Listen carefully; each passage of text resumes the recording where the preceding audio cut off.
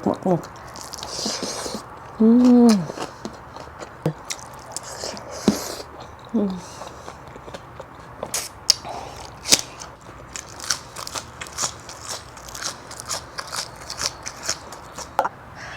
everyone, नमस्ते सबैजनालाई फेरि पनि तपाईहरुलाई मेरो च्यानलमा स्वागत छ।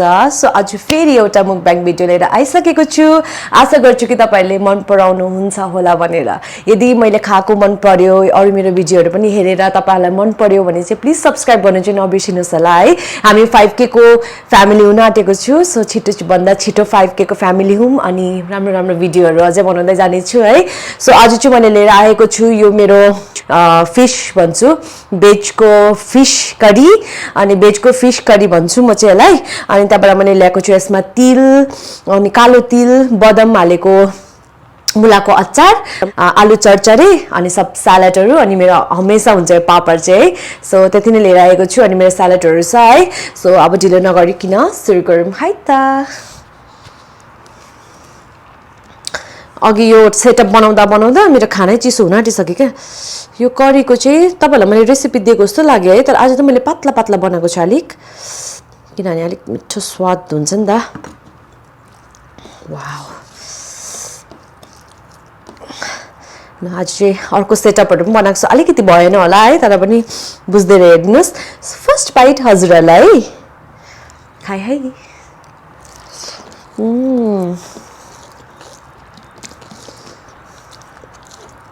यो चाहिँ दालको हो, तपाईहरु पनि प्लिज ट्राई गर्नुस् होला है, मिठो हुन्छ।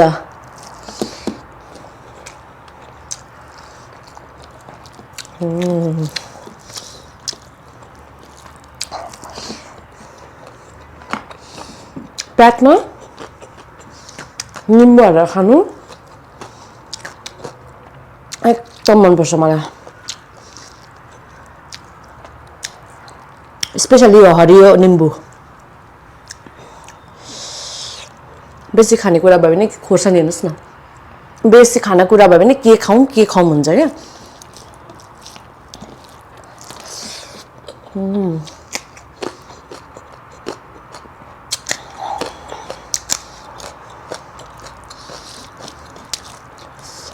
मुलाको अचार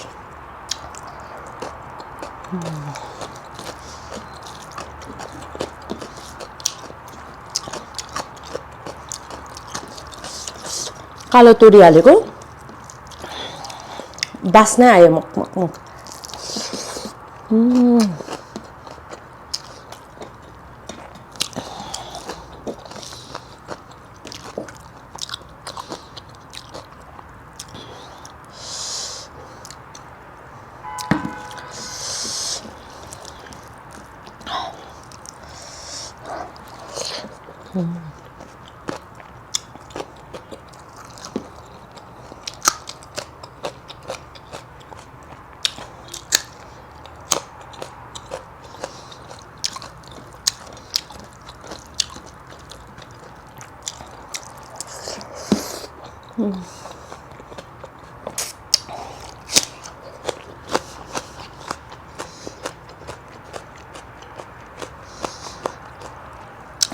दामी।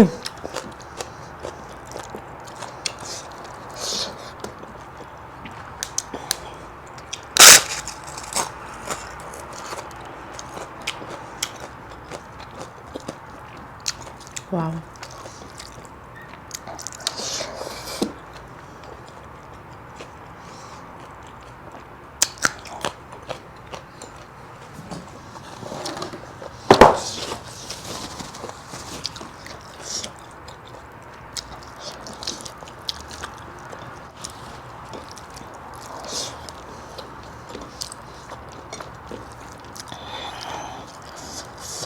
आलु चरचरी ल टन्नै चाहिँ एक बार बनाएको छु मैले। वाव, खासमा मैले सुप खालको बनाएको थिएँ, तर ग्रेभी नै भएछ।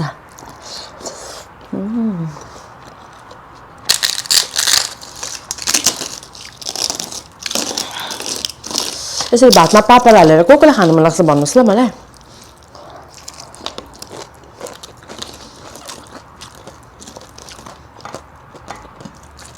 खासमा त सब्जीहरू नमिठो हुँदा खाने हो यस्तो मिठो मिठो सब्जी छ तर पनि खाइदिएको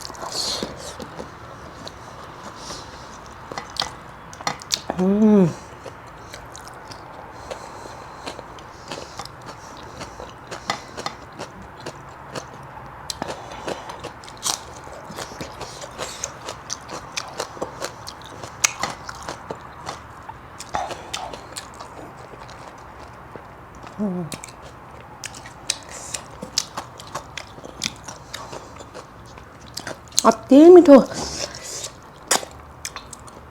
ट्राई गर्नुहोस् है हजुरहरू यो उयोसँग दालको उयो माछा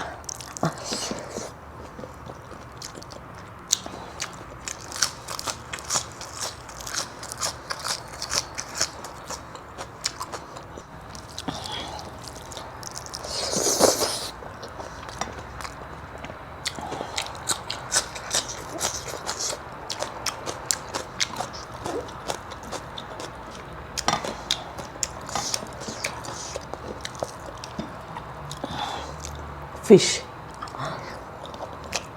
beach fish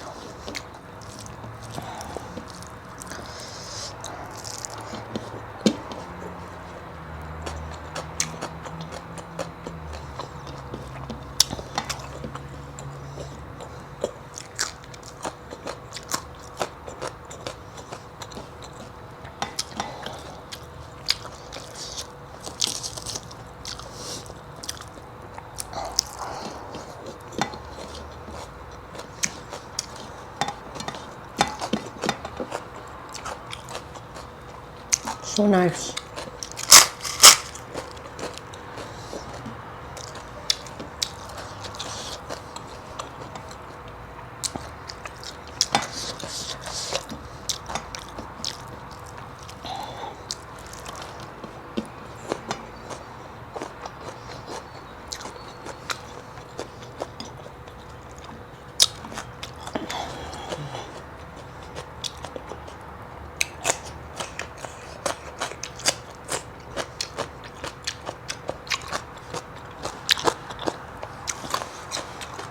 गरममा शीतल हुनु काँक्राले योमा अहिले जाडो लाग्यो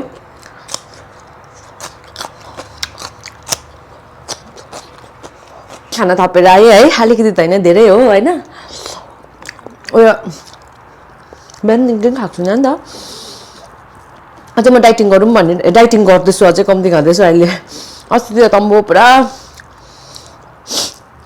ओभर इट भइरहेको थियो होइन सो त्यही भएर खाएर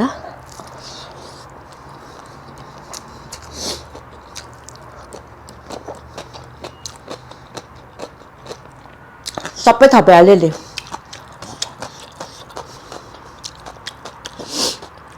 खासमा चाहिँ कस्तो हाचुङ आएर माछाको झोल बनाउन आँटेको थिएँ होइन मतलब भेजिटेबल माछाको झोल fish curry veg fish curry तर ग्रेभी भएछ क्या मलाई चाहिँ थुलुम थुलुम झोल खानु मन थियो ठिकै छ मैले चाहिँ ग्रेभी चाहिँ आलुहरूको बनाउँछु क्या दामी हुन्छ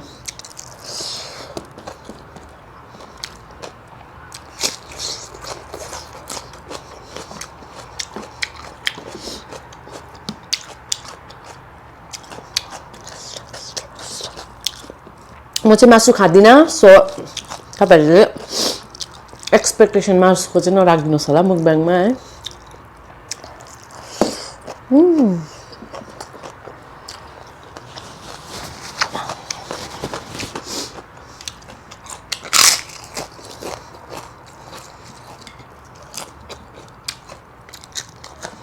कहाँ पुग्यो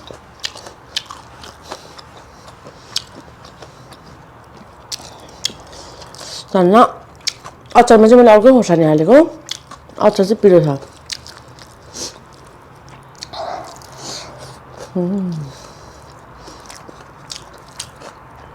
कस्तो मिठो यार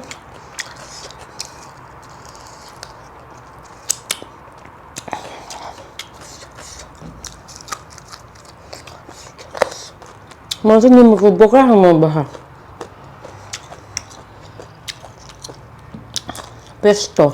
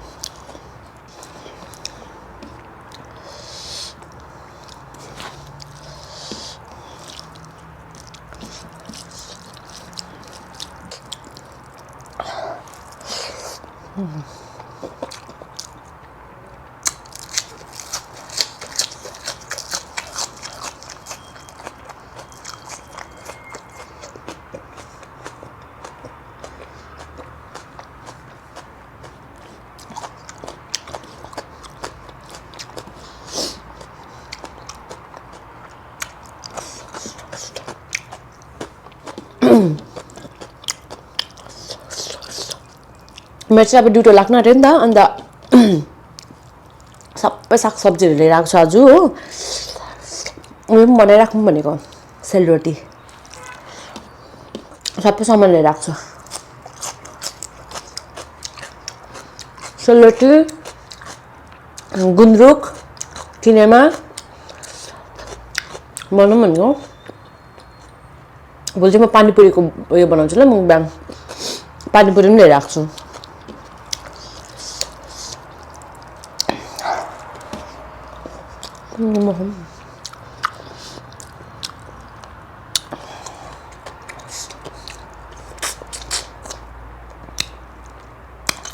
बटरको म्याङ्गोको पिकल पनि लिएर आएको छु आज टन्नै खाना थियो नि त त्यही लागि नखाएको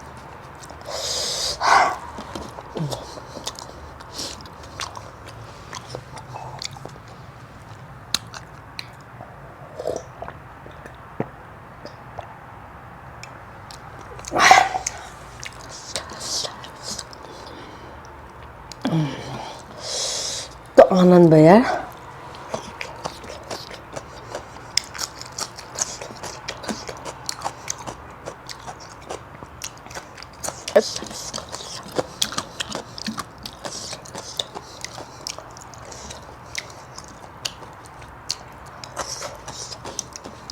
यत्रो दिन चाहिँ नेटफ्लिक्स हेर्दै बस्नु तेरो मुभीहरू हेरेँ यस्तो दामी दामी मुभीहरू हेरेँ सिरिजहरू नेटफ्लिक्समा मलाई चाहिँ उयोहरू भन्दा नेटफ्लिक्स मुभीहरू भन्दा चाहिँ ब्लगै हेर्नु मनपर्छ मजा लाग्छ मलाई ब्लग हेर्नु खप्पकै हेर्छु को अब जसको इन्ट्रेस्ट लाग्छ तर तपाईँले चाहिँ मैले मुभी पनि हेरेँ त्यो करिना कपुरको जाने जाना हो कि के भन्छ दामी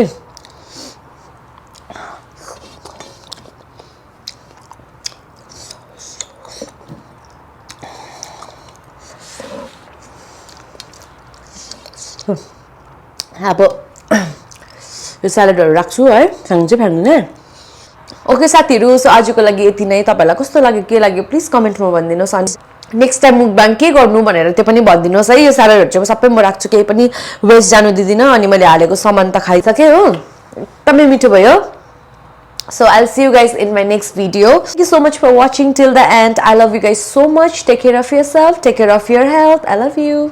Bye.